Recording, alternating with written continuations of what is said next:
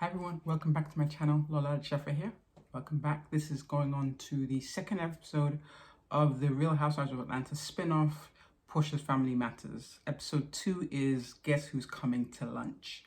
Before we begin, do not forget to like this video. Thumbs up, please. Next, write a comment. Yeah, times have changed.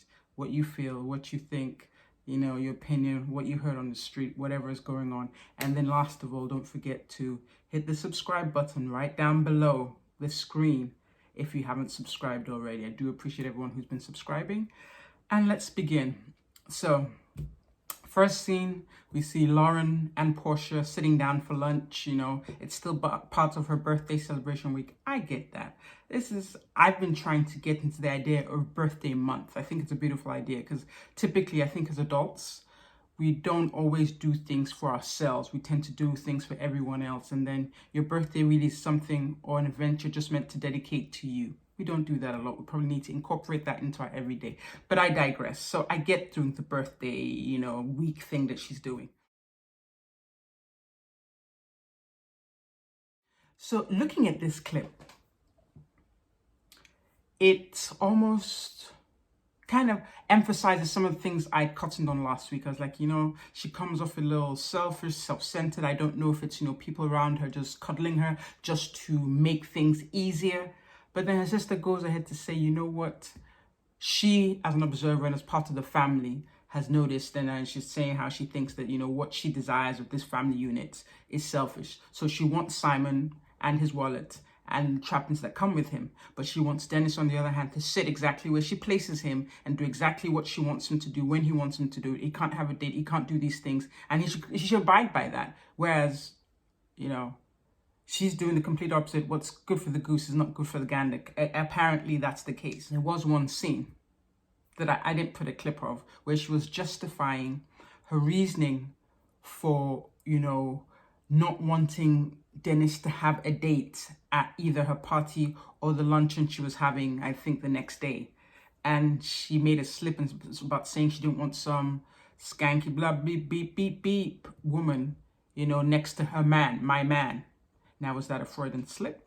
Yo, are they trying to scam us, just trying to get a show and things are going on that we really don't know? Because that was clearly, she doesn't have the say of edits. I mean, I guess Real Housewives of Atlanta is a big franchise, so she can't say what they can and cannot keep.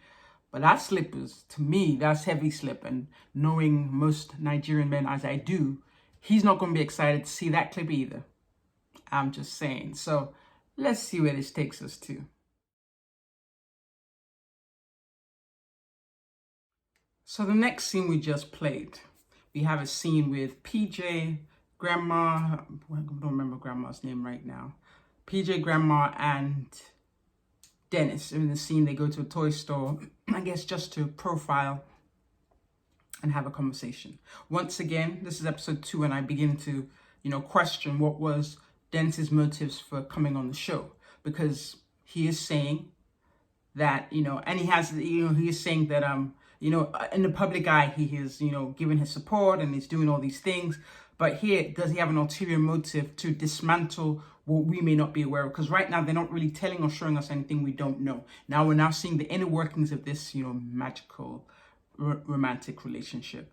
Here, Dennis is, you know, kind of letting loose. So first of all, he goes into, you know, now he has some terminology. I know he's got slang, so I can't make of it. But what he's saying is there's some question as to the timeline, which was a question last week too. This timeline, nobody really knows. And I said that, you know, only 3 of these people know, you know, Porsha, Fallon, and Uncle Simon.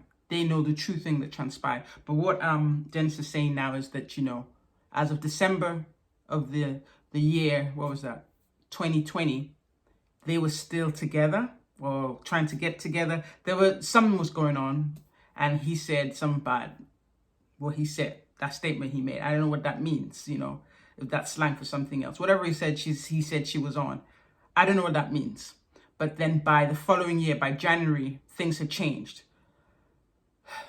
Which just makes me wonder, why did she think it was a good idea to have this show? Why did she think it was a good idea to televise this? Because now all this uproar and hoorah that we had going on from like April or whenever that first started, has now been recycled to start again. Still with no new information. I don't know if the upcoming episodes might bring a favorable light, but still the light is dim. It's simply confirming what we already saw back then or making her look worse.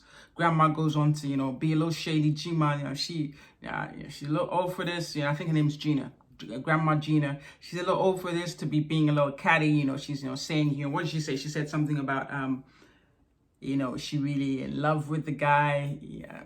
Dennis is still, like, it's almost like they had a conversation where they wanted to where they had agreed they were going to bring things up, and Dennis was going to play like he was going to play like, good cop, and then Grandma was going to play bad cop, like, is she really in love with him? Well, if she was, well, wasn't she in love with you like that, this is too fast. Simply echoing what the public have said.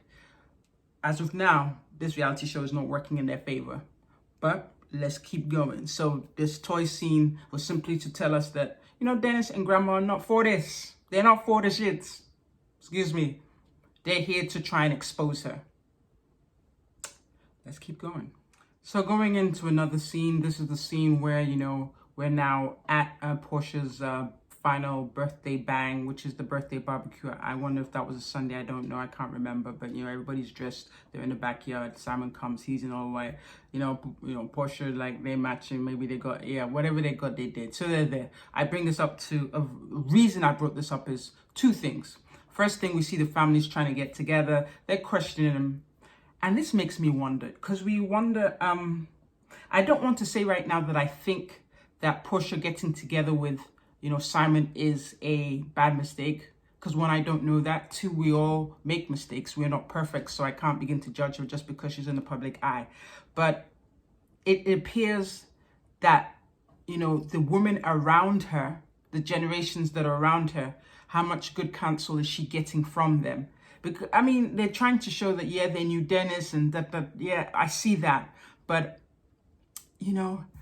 although we didn't get the full clips, I don't feel they delved in, although, Porsha's a grown-ass woman, so they can't necessarily make her do what she doesn't, they can't force her or stop her from doing things. But at the same time, I almost feel that they are taking whatever she gives them or accepts whatever she does at face value. Now, I don't know if she's the primary income earner for the family in terms of she helps their upkeep. I don't know. But there was just almost like a, So they asked, the customary questions. He's been married 3 times. What makes him think? How can he reassure them that, Porsha's not just going to be number 4 going on to number 5? Yeah, customary questions for the camera. But when I see the generation of families, something, and it's not something I can articulate, but something don't feel right. There's a reason why we are the way we are. And so something in these group of women is what could be directly, and not could be, is a direct explanation as to why Porsha is the way she is. And when I say this, it is apparent to me that Porsha's choice of man, and it's not a crime, Porsha's choice is ultimately, primarily, he has to be a high income earner. That's the first qualification, and everything comes after that. Because if you think of it, when Porsha first got with Dennis, when she was on the main franchise, Candy had told her, look, this is what happens, this is what I heard, She would beef with Candy over things like Candy was hating on all this kind of stuff. But it turns out Candy was right. But at that time, Candy thought that she and Porsha were good friends. So she thought, okay, she was giving her, some background information to make a clear decision. She never said, don't be with him. She said at the time, if I remember correctly, that, look, this is the rumor I've heard about the guy. This is what's going on. And she immediately, which you hear all the time, she immediately came for, Candy, and that began the demise or breakdown of their relationship. They kind of always make up, but that was like a main chart, because in the beginning of the Real Housewives franchise, Candy was really, supporting Porsha, particularly after her divorce from whoever the first husband is. I don't remember. So it's like there was a break, and that break, I believe, was when she was trying to tell, Porsha about Dennis. And so it feels almost like, she does appear to move quickly, because even with Dennis, all of a sudden they were using the same toothbrush and he was amazing and he was the best thing since sliced bread. What makes her that way? Like, where she feels that she can find her definition, or, she can define herself with a man, and it has to be a man of means. At the same time, I'm not saying it's wrong to want that. I'm not even saying that she couldn't get her own means, because she does get a good, she's been on, the Real Housewives franchise for a while now. So she gets a check from that. She was doing destination for a while. So she was getting a good check for that. She was also doing some side business like the Go Naked Hair and the other bedsheets and the this and that. So she was making an income, but there's still that desire to get a man of means. Like, what makes her feel like, okay, it's not complete until I have him. So it's like, almost, if this relationship with Simon doesn't work out, she needs to clear the drawing board and sit back and begin to analyze. And of course, we always, recommend going to therapy. So that's what I think. Just seeing, and I'm saying all this, talking about all this, because I'm looking at those women and I can't quite articulate yet what I feel the role they've played in her maybe not making solid decisions.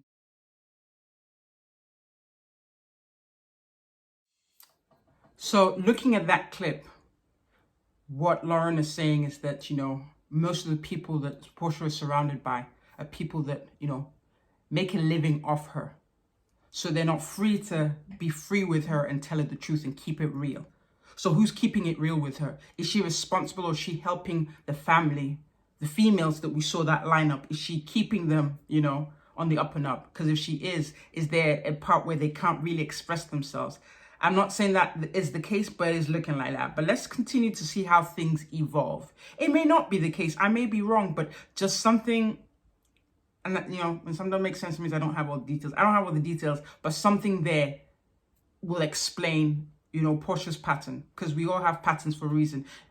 Things in life, people, what we do, how we behave, the bags we carry, it's never a coincidence. Never. We typically repeat the same mistakes, but they look different to us until we learn the lessons. And these mistakes always come from childhood, based from the trauma we get from parents. Not saying that, parents intentionally harm their children, but parents are not perfect either. So the mistakes they make, they bleed onto the children. Children carry that around and literally find something that will aggravate that in a partner. And so this is what's been going on. Her first husband, Stuart, I think, I can't remember his name, he seemed really mega controlling. Like, she was a different Porsha we saw her first season. She would go home on time. So it's like all these things will explain who Porsha is. So let's begin to watch. Going to another scene. I didn't bother to put the clip in for this, but it was just one thing I want to mention. Porsha and Dennis meet up. They're meant to be having a conversation about Pilar. Turns out that, it actually was a conversation between two exes. It wasn't about their kid, as being co-parents, about, Dennis actually coming clean with the reason why he's around. So he's saying in public, in order to support her because she's a public figure, he has been supportive of her relationship with Simon. But for the real, he's not supportive of her. He feels like she's still in love with him. He's still in love with her. Like, girl, what's up? Let's get back together. I'm not saying that's what he said, but that's what it looked like. He's like, girl, forget him. Come back to me. I'm the one you want. Yeah, I don't know. So what did we say last week? We said that why would Dennis be on this show, being that it looked like somebody with bigger wallet slid him to the side. Yeah, he cheated. That's true. But the cheaterization that occurred was a while before however she and Simon met up. But it's like, what makes her think that she has found this different situation in Simon? And this is when we say, jumping from the frying pan into the fire. What we say about, human behavior. The best predictor of human behavior or future behavior is past behavior. Simon has confessed to having, cheated in his prior relationships. He says he didn't cheat with Fallon. But here we are talking about timeline. The timeline between him and Fallon splitting and him getting with, Porsha is questionable. So as of now, he has had a history of cheating. She just left a man who had a history of cheating, and she knew about his history of cheating, but felt she was different. And here again lies in the problem that we have as humans. So I don't want to just single out Porsha. We, me, you, people watching. We tend to always feel that we're different. But it's not necessarily about you being different. But the person in question, are they different? Have they learned from their mistakes? Have they resolved some of the trauma that makes them behave that way enough for you to actually have a different type of relationship that won't just repeat the relationship patterns that they've had in the past? Now, that's the question. So now we don't know, is Simon going to be different, something new and fresh, or is he just the same thing in a different outfit?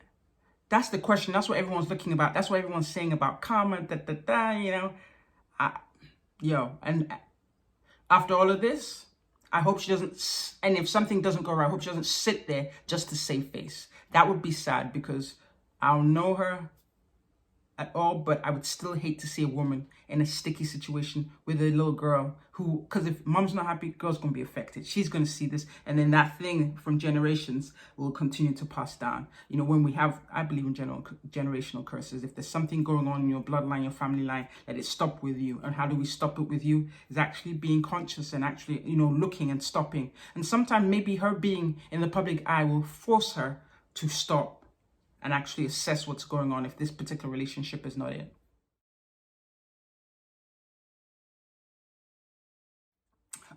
Okay, there's a lot to break down from that clip.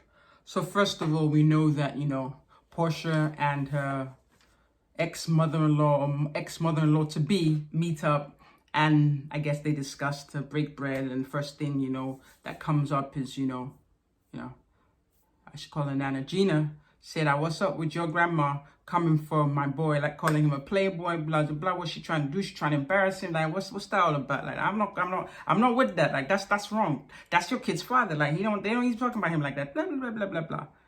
And then, you know, what was her intent? What was her purpose? Did they set her up to it? Grandmothers are after a certain age, nobody can tell them what to do. No one can tell them nothing. When you get to a certain age, you have the license to do what you like. So I doubt somebody put her up to it. But and even when she said it, it wasn't very clear. That's why even in the clip, they're speculating what does she mean by that? Because she said something about Playboy and da. So I don't know. But, you know, question here is, you know, Dennis's mom saying, what was her intent? Was that to embarrass him? And then she's like, well, you know, Porsha shouldn't have gone down that rabbit hole with her. She should have just said, no, I'm sorry, I know nothing about it, because Porsha didn't really put her up to it. Or at least I don't think she did, you know, I don't know. But Porsha's like, well, he embarrassed me when he cheated on me. And, you know, Gina, she go into something about, well, you embarrassed him in some situations and blah, blah, blah. I'm like, what's she talking about? What's she talking about, G? I don't know what she's talking about. Like, we don't know what she's talking about. And when she mentioned that, Porsha didn't deny it. She said her words were, we're not talking about that now. Like almost it was irrelevant. Then she further on later on tried to clean it up. And then Gina like, yo. And Gina's like, nah, that your mom told me that you cheated. That was what caused the one of the breakups that they had. And we're all looking like, yo, Porsha, maybe you didn't need to do this show, sis. Because, you know, those of us looking on the screen, looking at you, I mean, we're guilty of other sins as well, but the fortunate thing is we're not on a screen. We're not there for people to peel it away and judge you. But sis, when you know you have skeletons in your closet, like don't bring cameras into the home. You didn't need this chick. I don't know, or maybe I don't know. Because maybe she went on Real Housewives of Atlanta, you know, because she's ripped into other people's relationships. I remember when she was coming, she's gone for a lot of people. I remember when she was coming for Cynthia and when she was going out with, you know, Papa Smurf, or still married to Papa Smurf. She had a lot of things to say. She, you know, I remember when Porsha came for Candy, told, you know, lied about her. Candy was trying to take her to the dungeon, all these things. So she has come for other people's relationships. So maybe this was her way of putting the relationship out there. So by the time she went back to Housewives of Atlanta, there wouldn't be a topic to discuss and she'd be able to avoid what she has done to prior people. I don't know, because if that's not what it is, then it makes no sense for her to put this out for us to see, because it's not, you know, all doesn't smell fresh in the water right now. Because we didn't know anything about that, but they're trying to imply that Porsha's hands are not clean and she tried to do something. And I know one of my good friends in the chat from my last video had mentioned something about how, you know, Simon's cousin had bought Porsha a car, I guess prior seasons. So so your cousin bought Porsha a car, and not because he was, you know, trying to be charitable, so clearly he got something, but now you're with Porsha. Yeah, where they do that at? Like, that's kind of weird. I don't know. So, guys, we don't know what's going on. But really, that is the main thing for this episode. It's like, once again, why is this show on? What are they trying to tell us? I want to know, what's the ulterior motive? Because by no means of the imagination do I think Porsha's dumb. What is Simon getting out of it? I don't know. Like, yeah, we say he's hungry for the spotlight, but are you hungry for any kind of spotlight? Like, even if it's negative, put you in a negative light, puts people start staring at you and focusing on you when they weren't really paying attention and you could slide by. Dennis, okay, you know, probably he's trying to change the narrative because out there already he looking like, you know, I won't call him a punk, but that's what people might be saying. So he's coming in full swing, but he's coming in through the back door, like first coming in as agreeable, but coming in to dismantle all things here. Like, nah, I'm not a punk. You like, watch out. So right now, I think the only person that has something to gain from being on this show is Dennis. Maybe Lauren. Lauren is known that she's been considered the, you know, Porsha's shadow, and she's coming out swinging like, yo, I don't have to do what she says. In fact, I'm not with her anymore. We don't do the go naked hair anymore. Now I'm just here for wellness and meditation. Okay, so she want to reset her narrative and maybe set up a business as a wellness coach or something. So she's got a motive. But the main characters, the main people involved, Simon and Porsha, why did they do this show? Stay tuned. Maybe some more will be revealed. But really, that's all I have for you folks. Once again, thank you for watching. It's nice again to Kiki. Of course, if you don't know, I've also started the Real, you know, Ready to Love series again. At least we started mid-season, but that's okay. We started, so we're going to keep going. So thanks for watching. Don't forget to like, comment, subscribe. All right, people, over and out. Take